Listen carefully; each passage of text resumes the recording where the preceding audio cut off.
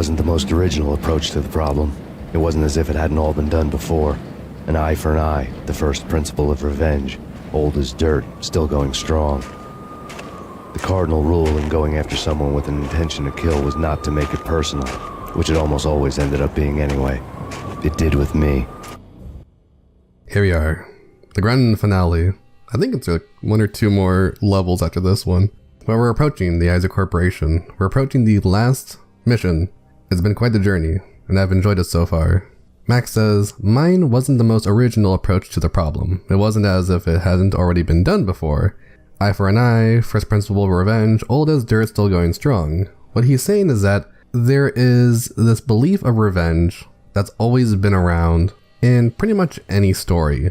Some of the first stories from Greek mythology are revenge stories, such as the Fall of Troy in the Iliad. That is meant to be a revenge story because somebody gets their wife stolen. They go to seek their revenge and get the wife back, and then it just becomes this big giant war because everyone's teamed up with each other.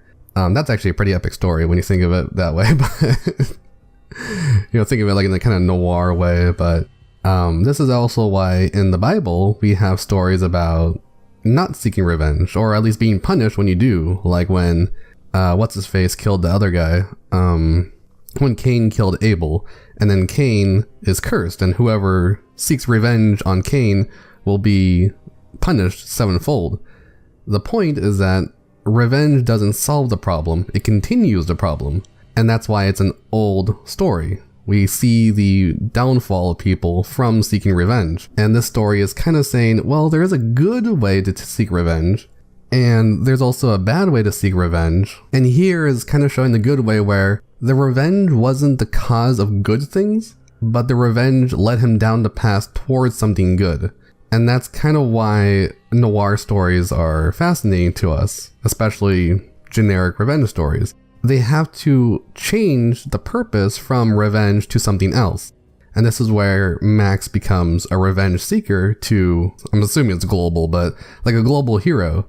He's not seeking revenge and then saving the world because of revenge. It's more where he sought revenge, it led him down a path into a conspiracy, then the conspiracy brings him the information to then have this revenge seeking change into something else that is no longer about revenge for the family dying. It's actually like a virtue, a justice to be caused by his actions. Then he says the cardinal rule in going after someone with an intention to kill was not to make it personal. So you can't make it personal when you go to try to kill somebody. It's kind of like saying that justice needs to be blind. And for the most part, yeah, it has to be blind. It can't just be like straight out of revenge, which is actually a problem these days because now we have so many stories where revenge is like the cure, and we see characters like kill somebody off. And a lot of times we're also kind of wondering like, why is the revenge thing like seen as justified now? And I swear there's something I saw earlier where in the show somebody sought revenge, they took revenge, and the revenge was actually like justified throughout the whole story, and there was no downfall or drawback, and then it just became like a very boring sort of revenge. Like there was nothing bad that came from it. There was no side effects. There was no consequence. It was just take revenge on this one person. Okay, that's it. Everything continues on as normal. Like that's a postmodernist thing. But here, Max is actually trying to give it some kind of weight behind his decisions, which is great to do near the end of the story. It's like, look, you've gone through this huge journey, and now you had to readjust what you've even intended for the whole journey. And his intentions have changed every single level, pretty much. And that's why Max is a very complex character. He grows, and he changes his intentions, but he doesn't change the goal. The goal is always to seek out and kill the next bad guy. That goal is always there, and that's his form of justice. That's his form of vengeance as a vigilante. But then, every time he tries to kill one person, it changes to a different one. It changes to another one. So that's why there's always a different boss battle at the end of every single act or whatever. And here we have the final act, Isaac Corporation, with Nicole Horn. And that's why he says, it always ends up being personal. Because you do take it personal when you become emotional about it, and Max is emotionally attached to the situation. And that's why he says it did with me. It became personal, and so he broke the cardinal rule. He broke the ethic path. The ethical path has been destroyed for him. The aesthetically pleasing path has been destroyed for him long ago. And now he's trapped in this religious path. He has to do it through faith. He has to do it through something that doesn't make sense, but he's going to do it anyway. And that's what the whole religious path is meant to be. There is no logic to it. There is no reason to it. There is no rationalizing it.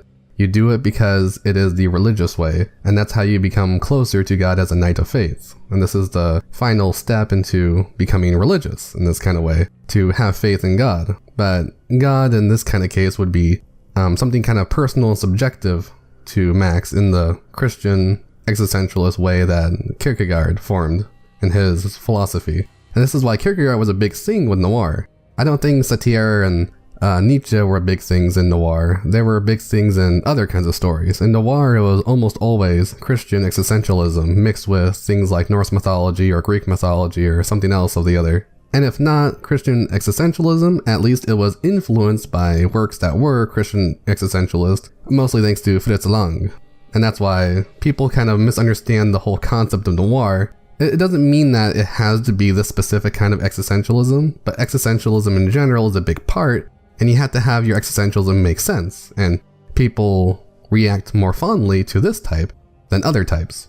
And that's why people love Max Payne as a character, because he does advance forward even though he understands he's kind of stuck in the same goal, but the subject of the goal kind of changes, and also the intentions change. And that's why it's a good thing to see. People enjoy that. That's actually kind of why people love games in the first place. You know, same goal but different things around it. And then games change the whole goal and everything around it, and then we just can't recognize it anymore. So that's why the second game is completely unrecognizable if you, I guess you try to like split it from its aesthetic. And then the third game is even more unrecognizable unless you just only count the gameplay. But it's only the same kind of gameplay in the fact that there's a bullet time and then you take painkillers. That's about it. That's the same. You know, you use guns. You're in a realistic setting that's similar to ours, but not really. You know, everything else changed, and that's why the third game was... people say that it was well received, but I don't see the well reception. Like, nobody's fondly remembering anything from it. They just go, yeah, it was good. It was pretty. There was a lot of, like, visuals there. That's about it.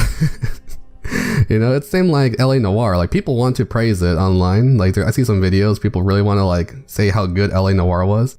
Is it good because it was the best of its kind, or because it was the only thing out that had that kind of LA Noire style? It was absent of any other option. And that's what a lot of media does these days. They remove all other options, and they go, oh yeah, this was the better one of the others that weren't existent. It's like no competition. I took my time cruising around the city in the snow. There was no hurry. I knew what I had to do now. I took my time thinking about it, building up the rage.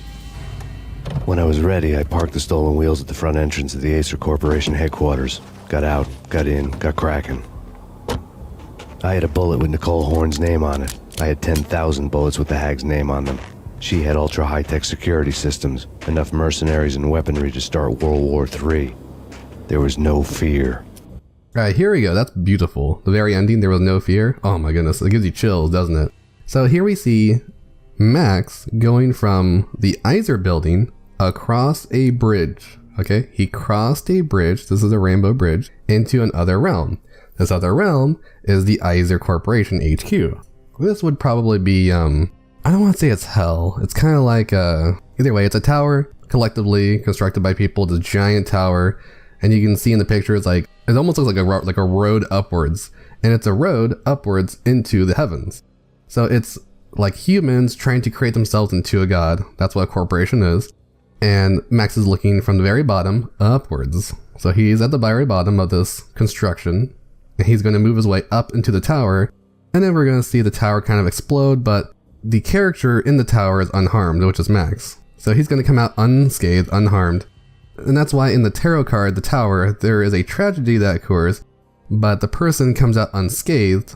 It's just that their construction is destroyed. So whether the character that falls out of the tower on the tarot card is Nicole Horn or Max, then Nicole Horn's gonna die, alright? That's the big thing. Nicole Horn dies, but the concept of the Iser Corporation probably lives on past its HQ being destroyed. It should have, but yeah, the second game just completely abandoned the whole thing. And so when Max says there's no hurry, I knew what I had to do. I took my time thinking about it, building up the rage. He's getting emotional about it. He's bringing up the subjective, personal aspect of it. He's making it personal on his drive to there. And he's making sure he's angry about it. He's making sure he's going berserk. And so when he goes berserk, he's getting closer to ideals. And this is where he kind of enters his dreamlike state once he enters. When we get irrational, we're entering a dreamlike state. Because we're not seeing the things that are physical in front of us. We're seeing an emotional representation of those things that are in front of us. And that's why somebody who's going berserk is seeing something that's not quite there. It's a little bit psychedelic. And so his new drug is rage. He's getting addicted to rage hall. So before we were having Max seeing a dreamlike state that's a nightmare thanks to drugs. Now he's seeing a new nightmare that is thanks to being berserk. And he's gained this ability to go berserk by just getting incredibly angry about it while driving. Sounds kind of silly, but for me it makes sense when it comes to all the themes. And then he says that she has ultra high-tech security systems. Beautiful. I wouldn't want any other thing. I wish there's a little bit more to it, but you will see. I think there's a part that really annoys me with like lasers. And then like you had to go through the lasers with the elevator or else the elevator explodes. And he says enough mercenaries and weaponry to start World War III. Yeah, this corporation is built like a fortress. And that's why we love this ending part of the game. It's one of my favorite parts of the whole game, if you ask me. Like, I love how we start from just having normal pistols, lead pipe, in a tunnel, you know, in a cave, essentially. And then we end up going through this giant tower of this, like the supreme might of society that Max now has to take on. That's why these kinds of games work. Max goes from having pretty much nothing and dealing with the lowest end of the spectrum to dealing with the highest end of modernity. He's dealing with the highest technology, the highest everything, and he's playing to beat it. He's playing to say, I don't need your low end, I don't need your high end. I don't need this society in front of me. I'm an individual. And that's why punk games like this work, and everybody likes these kinds of things when it's going this direction. And that's why the progression is very important. The games these days don't do that anymore. They don't do the, first you're going to have like a low end weapon, and then later on you're going to have all the high tech stuff that's like the fancy stuff. They don't do that anymore. Now they just want you to have whatever weapon at any time, or they just base it off of some kind of like weird level system that nobody can make sense of. All right, let's continue before I start rambling about Assassin's Creed and other dumb stuff. New York disappeared behind a veil of snow. I had crossed the threshold. This was her domain, sleek and sexy and soulless, all glass and steel. A place of color-coded security key cards, metal detectors, and surveillance systems. I assume that he's talking about him entering this new realm of hell. Yeah, so this area's made to be dead, behind a veil of snow. Dead, it means like, it's like soulless, glass and steel, nothing really looking alive in the place, no flowers or, plants or anything. So it looks like a wasteland within. It's all grayed out, and then there's just like these red lights. So if anything, this place is either Jotunheim or Helheim. And Helheim is where the people go to die. I'm not really sure this is like the dishonorable dead kind of area, but it could be, because these people do seem to be dishonorable, and they're coming at you like a bunch of, zombies. A Cold Steel might have been the Helheim, but this place feels a little bit like Jotunheim, which is the place of the Frost Giants. So these people are meant to be giants, meant to be like a big kind of corporate area. Maybe if they make a remake, they could have more of like a giant aspect, which is why I do want them to have robots. I don't know why. It seems like a good idea, do it how like Fear did it, where you had like robots mixed in with like soldiers. Come on, it makes sense to me, but maybe that's asking for a bit too much. From how I see it, it does feel like a Jotunheim, because I think Jotunheim does have snow, or at least, they're frost giants for a reason. They're meant to be surrounded by frost.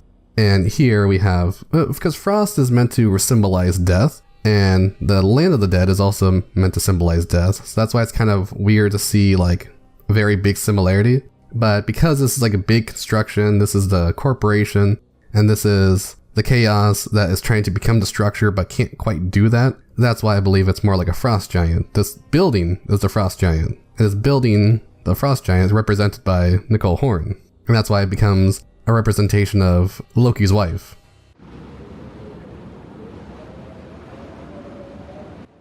The buildings are beautiful. Got the little Norwegian flag on there too, on the windows. Colder than a walk-in fridge. Cold as a gun. Cold as a handy from grandma. Alright, sorry, that's too much. People are eating. Eating grandma.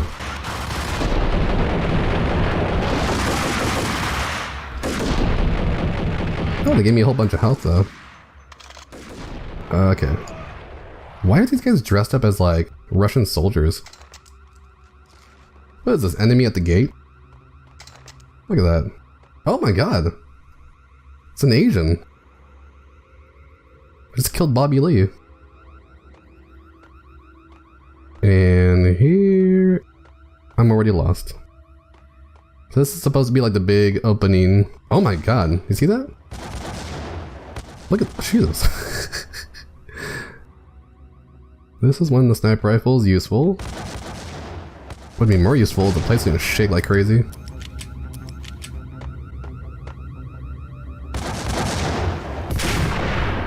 Steady, steady.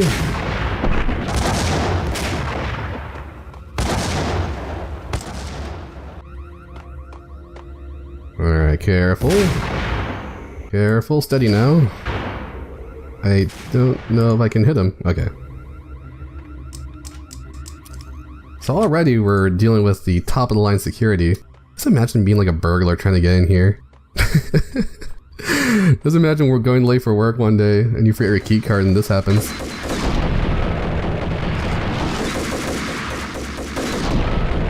Alright everybody, that's the last time I'm going to use a sniper rifle because this is all inside the building. I swear that sniper rifle is more useless than a consent form at Bill Cosby's house. I really love these like dramatic death animations. The second game has the worst death animations. Have you seen the second game? I keep complaining about it, but in the second game they don't really have like a death animation. They just ragdoll into the sky. They just fly into the sky. It's the wackiest thing I've ever seen in my life. It's like destroy all humans. Hold steady, Max. Hands are shaking. It's a little too cold in here. I'm trying to think if explosive stairs are symbolic, but I'm sure it's just a gameplay quirk. A way to pad the game and waste grenades. Or get wasted by grenades. You know what I mean? Let's see if that worked. Oh! Well, that is a problem. Where is that dirtbag? Oop, I see sparks.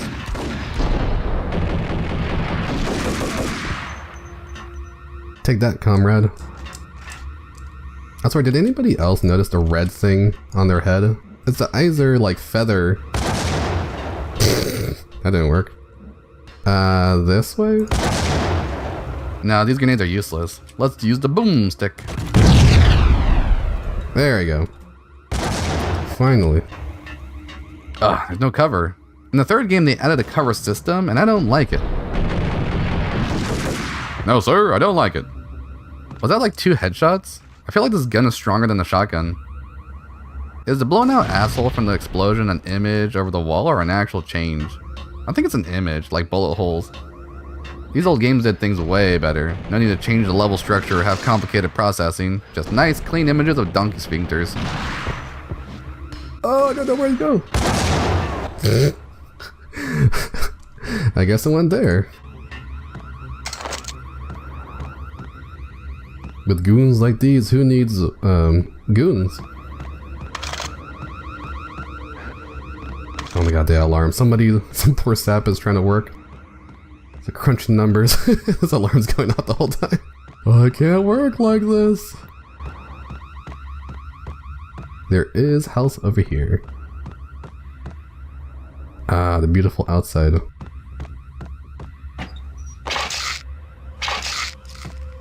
I just had a disgusting thought. Like, what if Rockstar tries to make this into like a sandbox game?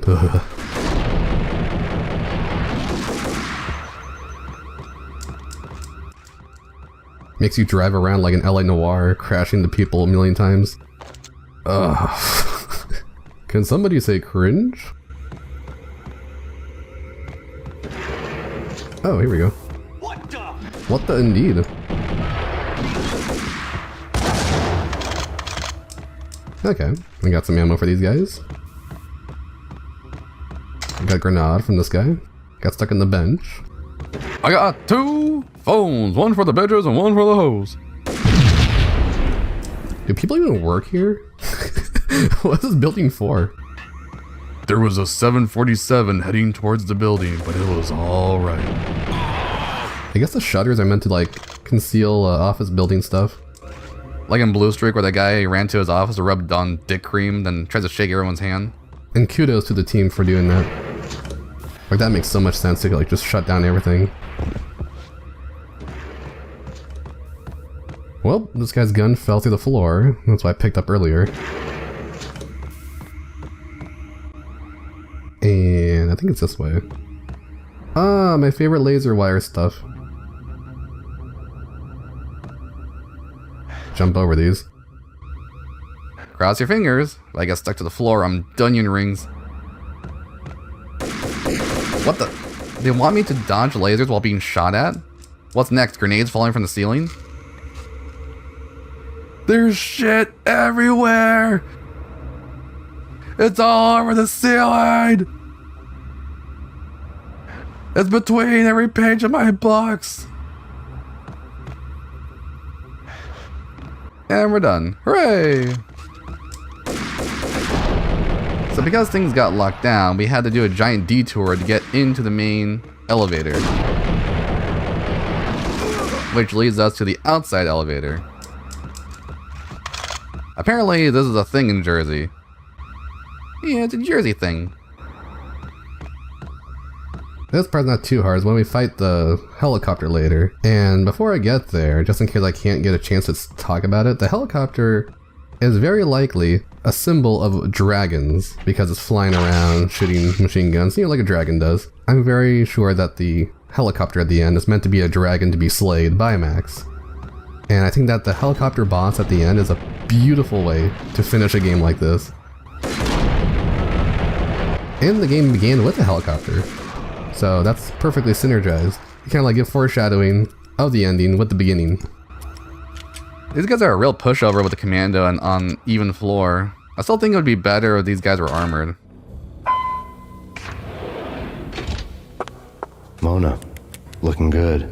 Max, we gotta stop meeting like this. It will be a cold day in hell before I let a narc cop stop me. Miss Sachs, do your job. Okay. I forgot about this. I really did. This is kind of like, oh, okay. I just woke up. So Max says, Mona, you're looking good. And then Mona says, well, Max, we gotta stop meeting like this. Like, we gotta stop doing this thing where I meet you with a gun to your face. And Nicole Horn comes on the intercom and she says, it'll be a cold day in hell before I'll let you, Max, stop me. It is a cold day in hell right now. Right now they are technically in hell or Jotunheim. Helheim or Jotunheim. But let's say this is Helheim. It's a cold day over here. There's snow everywhere. It's freezing, Ragnarok, all yada yada. So it is a cold day in hell right now. And that means that Max will stop her, you know, in like an ironic way. But then she says, Miss Sachs, do your job. That means Mona was working for Nicole Horn the whole time. And this is where you go, dun dun dun. Whoa, that's a crazy twist. So Mona was working for the big baddie this whole entire time. And Max is like, I Chihuahua. He's like, I don't know what the kind of face is supposed to be, but he is not happy about it. Rather constipated. Relax, Max. You're a nice guy. I don't kill nice guys. You're not bad yourself. It was different when Horn wanted Punchinello dead, to cut her ties to the Mafia. He deserved to die. The same goes with her. She's the bad guy here. Her sister was whispering to her in my favor. I knew the appetites of ghosts intimately. They hungered for revenge. Alright, so this is great. I keep saying this is great, but this is great. This is a great game. She says, don't worry, I'm not going to kill you because you're nice. And she's just saying, I'm not going to kill you because, you know, I like you. He's like, oh, I like you too. You're not so bad. Before she said, I'm a bad girl. Now he's like, no, you're not so bad. You're actually a pretty good person. You have some morals. You're in the same path I'm going through. You're like my feminine alternative archetype. You know, she is working for the wrong side right here, but she was trying to go through like a religious journey as well. It's just that she's a female, so it doesn't work out the same way. And then she says, it was different when Horn wanted Punchinello dead, so the person who put out the hit on Punchinello was Nicole Horn, to cut her ties to the Mafia. This means that Mona wasn't the one who put the contract out on Puccinello. It was Nicole Horn trying to kill off Puccinello. That's why she'd kill Puccinello at the end. Max just kind of opened the doors for everything to happen because Max killed off all the bad guys. And Max is like, I don't know if I should kill you just yet. I want to get some answers. That's why all the goons ran in there, like all the agents from the Matrix. And he says the same goes with her. She's the bad guy here. So he's trying to tell Mona, you're working for the bad guy. You're the evil one right now. You're not working for good. You're working for evil. You are right now the Ada Huang of the story. And that's why this kind of dynamic here, woman works for the bad guy, still has morals. She's trying to do the right thing, but she also likes the main antagonist. This is a beautiful dynamic in noir, and a beautiful dynamic in thrillers, beautiful dynamic in cyberpunk, beautiful dynamic all over with a lot of these types of games. Resident Evil 2 did it. Max Payne did it. People love it. Why do people want to subvert this? I don't know. Maybe because a lot of people are bad writers these days. You should not subvert this particular trope. This is a beautiful trope. She is a femme fatale for that particular reason. She's not a senseless killer who then somehow finds morals from something out of nowhere. She already started with morals, but she went through the wrong path because she was duped by the world. That's not the same thing as, I'm gonna do whatever I want because I'm chaotic. I don't know what I'm doing. I'm just doing things because I do things. That's just lazy. This has a very unique and interesting perspective that we want to see. We love seeing this kind of story. Then he says her sister was whispering to her in my favor. So her sister, Lisa, is the one who is kind of giving her the good, how do you say, like the angel on her shoulder.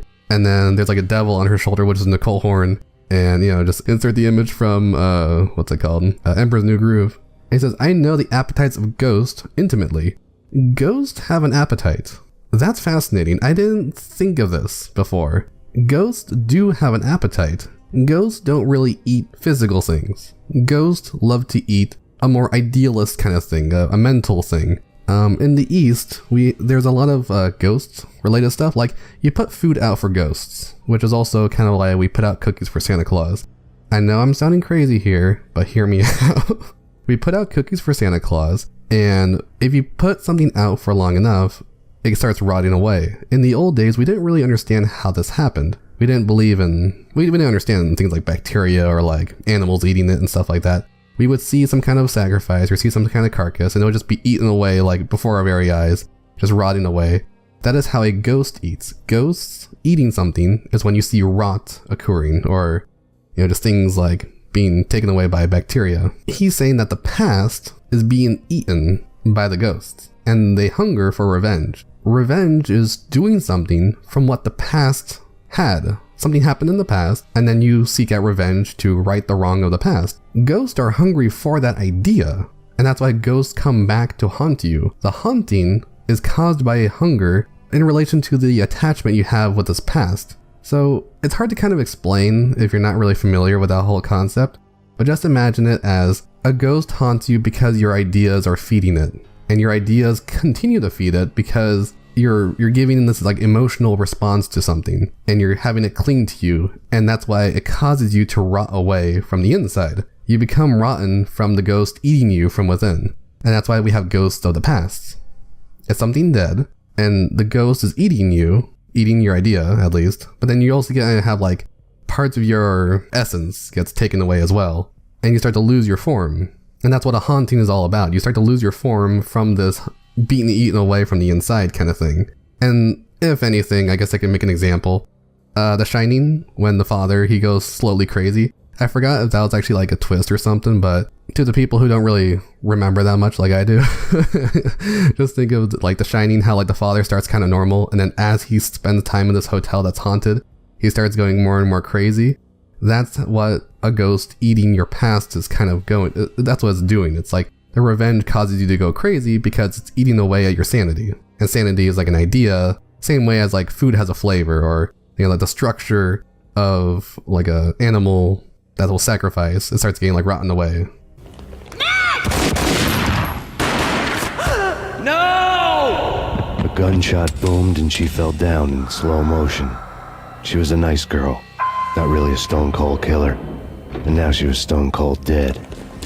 Like religious fanatics or loyal samurai, Horn's private army was coming at me. So here we have a terrible situation. Mona was saying how she has to kill him. She didn't get a chance to. She didn't get a chance to have her redeeming moment. We don't know what she wanted. We don't know what she was planning. And then Mona sees behind Max a bunch of goons coming. They try to shoot Max in the back, backstab her. And then Mona pushes him down, very gently. And then she shoots at them, and she gets shot herself. We don't see where she got shot. We just see blood stain. She's in the elevator, and she falls down in slow motion. It's tragic. This woman that he kind of had a connection with, he can kind of relate to her, and she's already dead. Well, in his mind. And he's like, she was a nice girl. Not really a stone cold killer. So the stuff before, that was her trying to presume this Rico Muerte kind of symbol. She was like, I am the stone cold killer, like Rico Muerte expressed to us. But then she also had a heart to her. She had some kind of sympathy, empathy. She had a feminine aspect to her that refrained from being the stone cold killer. And now she was stone cold dead. So he believes that she's dead, but we're gonna see that she's not actually dead. The sequel kind of gives it away. But it's like, this is her death to cause a rebirth later. So she gets reborn, born again. And this happens to Max as well. This is like when Max takes the drug and he's like, I'm awake again. And then he takes the drug again and he's like, I'm awake again. So he's constantly relearning and changing his ways every time he revives from this like pseudo death. So when he took the Valkyr before, he died, quote unquote died.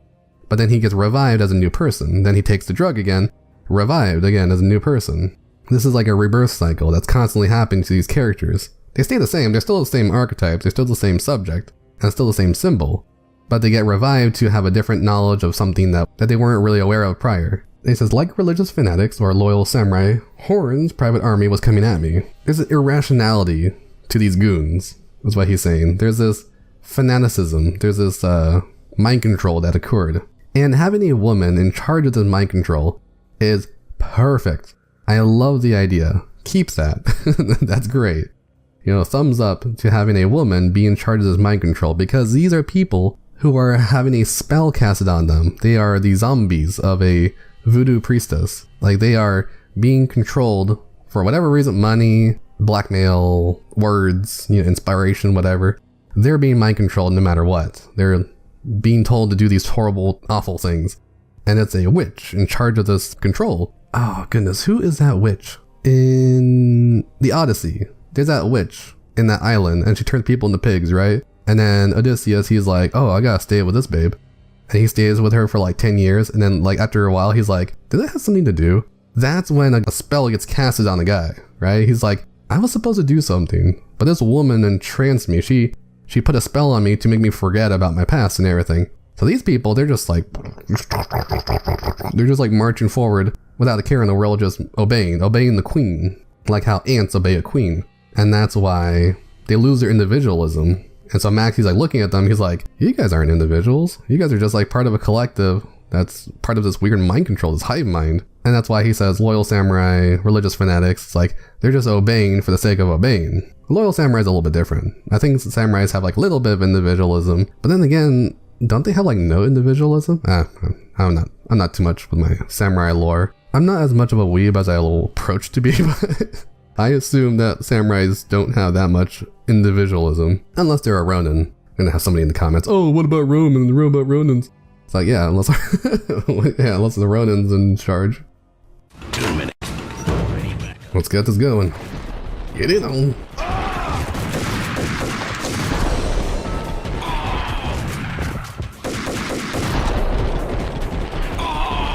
I am so shocked I didn't get hit by anything.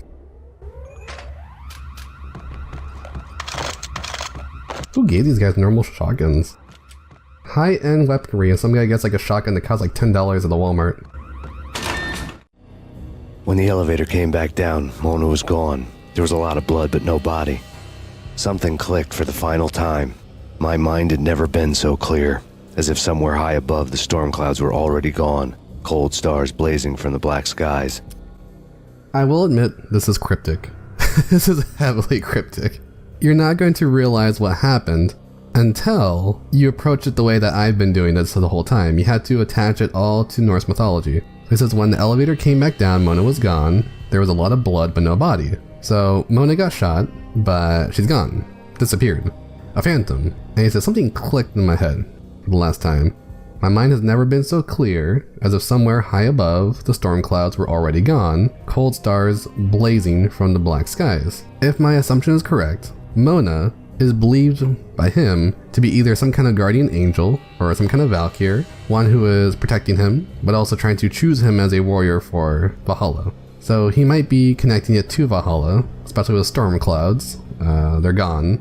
So bad things, danger and stuff like that, they're gone. And now it's just cold stars blazing from a black sky. So the sky is black. He's in Ragnarok and he's like, alright, I'm in Ragnarok. This is the end of the world. My Valkyrie is gone. My path to this thing has already been started. And now I'm in the final instances of Ragnarok. So he's trying to like kind of connect everything to Ragnarok as an event. So it's like, oh, I'm already getting close to this like this rebirth from the ashes. So he understands that she's not dead, but she's gone. So Max throughout this entire journey has left a lot of blood behind him, but no body. He is believed to be dead, but he is still walking around, which is a trail of blood behind him. In his nightmares, there's trails of blood. In his cutscenes, there's always blood somewhere. Trails of blood from people he's been chasing, like Vinny Gognitti, or just blood splattered all over the place, like when he got the baseball bat treatment from, what was his name, baseball bat guy? And now Mona is doing the same thing. She leaves a lot of blood, but there's no body. She's a ghost. He's a ghost. They are ghosts who are hungry for revenge. She's hungry for revenge. He's hungry for revenge. He's starting to see that he's not really a person anymore. Now he's more of a spirit of vengeance. And she is also a spirit of vengeance. They are two sides of the same coin. And that's where he says something clicked for the final time. I'm going through this journey as the male side, and Mona is going through the same exact journey as the female side. The only difference is that she puts drugs in him and he never puts anything in her. Sadly, he doesn't put anything in her yet. But that's why he says my mind has never been more clear. My mind has never been more clear. There is no more physical for him. Now he's ascended into mental. He's ascended into being like a form, like an idea. He's left the physical body because now the physical doesn't really matter anymore because both he and her are not part of the world anymore. They rejected the world in order to both enter this religious path. So she's like a knight of faith, or at least trying to be. He's a knight of faith, or at least trying to be. And they're both going through this knight of faith process together, but also separately in two different journeys. He doesn't need her to enter his journey, and she doesn't need him to enter her journey. And that's why he's like, I didn't actually need my wife, and I didn't actually need a child, and I didn't actually need a life, because life was part of the ethical, part of the aesthetic. Life doesn't mean much to the religious. So when you ascend into this religious Christian existentialism journey, you don't need this mundane stuff that's below in the physical realm, that's below in the modernity of life, you know, the city life and everything like that. And that's why Max has had it click for him. However, I think that the game left it open to this interpretation so that it doesn't spell everything out for us. And also so they don't have to put a brain behind, you know, actually trying to quantify all this stuff. So when he says something clicked, and that's all he said, is just like, oh, you know, cold stars blazing from the black sky. You know, these stars that are distant, that are cold, you know, frozen, dead, they're the light that's shining through the blackness. And the storm cloud is now removed. The fog is gone. The storm cloud is gone. All this chaos and just noise from the storm cloud, that's gone. Now we have a clear sky that's black, and then the stars, all these different little things off in the distance, they're shining down. I think that that is a representation of the different paths one can take towards the religious, which is meant to be subjective. There's not one, there's all these different paths, you know, trillions upon billions, whatever. I think trillions bigger than a billion, but you know what I mean. And these are all the different people trying to enter the same paths, but in different directions. Well, let's go in the elevator that Mona Sax came out of. This is the laser place that Mona somehow avoided. When I first played this, I died so many times. I had no idea. I thought I had to dodge them. But no, you have to like quite honestly shoot them.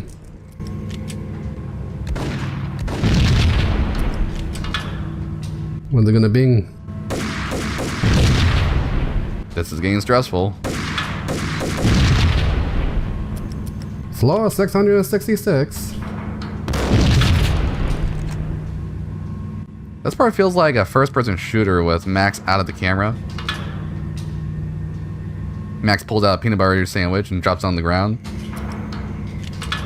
It was jelly side down. Nicole Horn was a devil for sure. Oh, didn't mean to do that. Yes, let's make this elevator ride even slower. Vote now for your favorite waiting moment in video games. For Metal Gear Solid 3's ladder scene, press 1. For Max Payne's elevator, press 2. For waiting in line in Postal 2, press 3. For going down the prison stairs in Silent Hill 2, press 4. You know what I'm talking about. In all the cool action movies, and I'm talking about the coolest of the cool, it always seems like time slows down in the middle of the action. You know, you can see the bullets flying through the air, the hero dodging in slow motion. Oh man, it would be so cool to be able to do that. Bullet time, that's what they call it. Bullet time, yeah, would be so cool. That's a nice little conversation for the end of the game. Max is standing like, yeah, I agree. It would be cool to be the main character.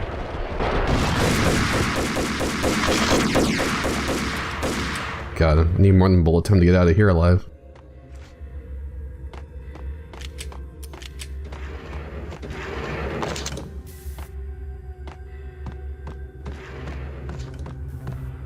And this big yellow button sends us to the penthouse. I had elevator access to the mainframe. From there, I'd be able to override the security locks and get to her office. Didn't he mention something about like a basement? Oh jeez! Ooh, I thought it was me who died. Also, I'm at the very end of the game. I just realized I can hold down the fire button and it'll just continuously fire. I did not know that until now. It's a learning experience. Okay, I guess this is where we go to the basement. And this is the helicopter. This is the dragon I was talking about. Oh no. What do I do? What do I do? Hurry, hurry, hurry, press the button. The unmarked chopper was Horn's pet guardian, inhuman and flawless. It was stalking me. I hate to be stereotyped. I'm not a cold-blooded killer. I'm a nice guy. I love my wife. I have 2 boys I'm very proud of. You just have to make the ends meet. And if that means I have to shoot someone now and then, hey, it's just my job from 9 to 5. Well, not quite from 9 to 5, but I hear you. I like that. The goons are like, this job where you kill people for money is pretty cool. It's just my job. Makes them more relatable. Now we know they believe the ends do justify the means, the opposite of a Kantian ideology or romanticism, as well as other religious methods, which Max is in the religious stage. There's a guy around here. I remember. He always kills me with a headshot for some reason. I see you.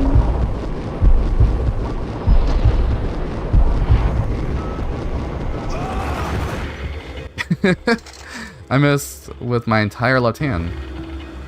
Oh, that hand ain't strong enough. Here, take my little hand. You're gonna play Follow Max Payne if you don't take my hand.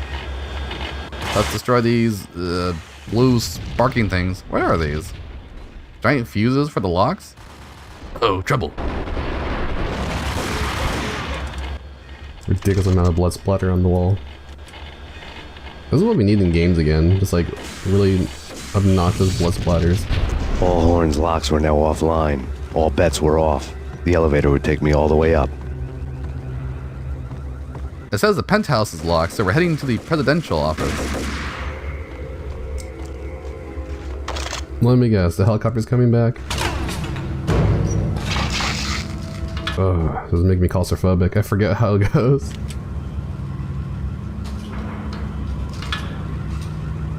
Okay, shutters. I shudder to think what would happen if these things weren't here.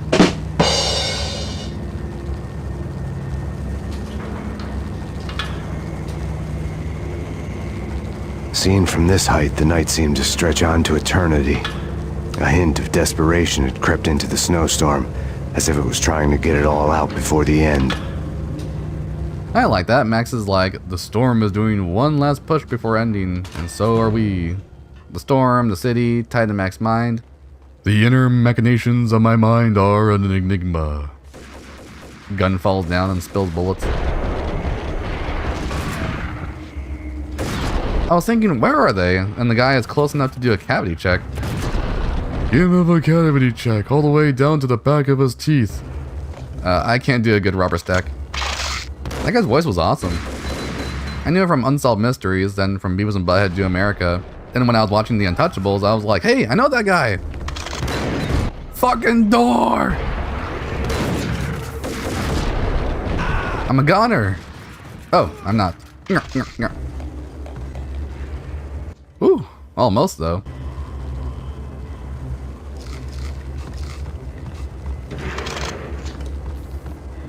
Horn's personal computer was on. Hold on, the porn can hold his horses. Wait, did he say porn or horn? Whoops, Freudian slip. Okay, time for porno. Porno, porno, porno. Next to the printer was a neat stack of expensive paper. Hacking through Horn's computer would have unearthed files of criminal plans, strategies for world domination, spy helicopter reports, illegal wiretap recordings, internet porno, all of the above. Take your pick. I really didn't care anymore. I had seen too much of it already. He said that next to the printer was a neat stack of expensive paper. Expensive papers were what he used to describe the paper that had the note mayor on it. So Nicole Horn wanted to kill off the mayor of New York City. And this would have given her a lot more power, because then she could put in a mayor that works under her. There's a word for that. I forgot what it is. I think it's called a coup, right? And he says hacking through Horn's computer would have unearthed files of criminal plans, strategies for world domination, all this crazy stuff, illegal wiretapping. And then he just destroys the computer. He's like, this doesn't matter to me. This is not my business. Whatever evidence she has against people, now it's gone. Computer destroyed. Kind of dumb that she keeps it only on one computer, but then again, that's probably a good thing. I don't know. I can never tell how computer stuff is supposed to work in these kinds of stories. But this pretty much means that he doesn't really care about what she's doing around his issue. That's why he says, I've seen enough already. His business is not with the evil doings of Nicole Horn. His business is with gain revenge for his family dying. So this is why he took it personal. He destroys the files. He doesn't try to ruin the company or ruin her. He wants to just kill her. You know, the company and all this other stuff, that's not involving him. And that's why he destroys the evidence instead of using it and being like, hey, this person has like a horrible record. You got to do something about it. He doesn't have any faith in the law anymore.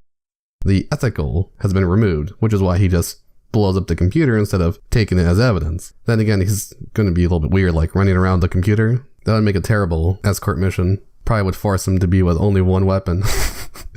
But this part's not too important. I'm just want to let you know. This is where the whole ethical thing comes back in and says, yeah, he's not ethical anymore. He's just religious.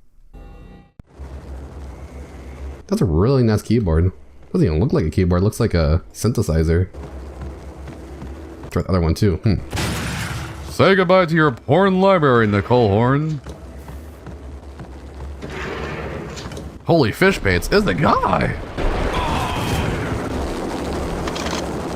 There's a ding-dong dragon over here.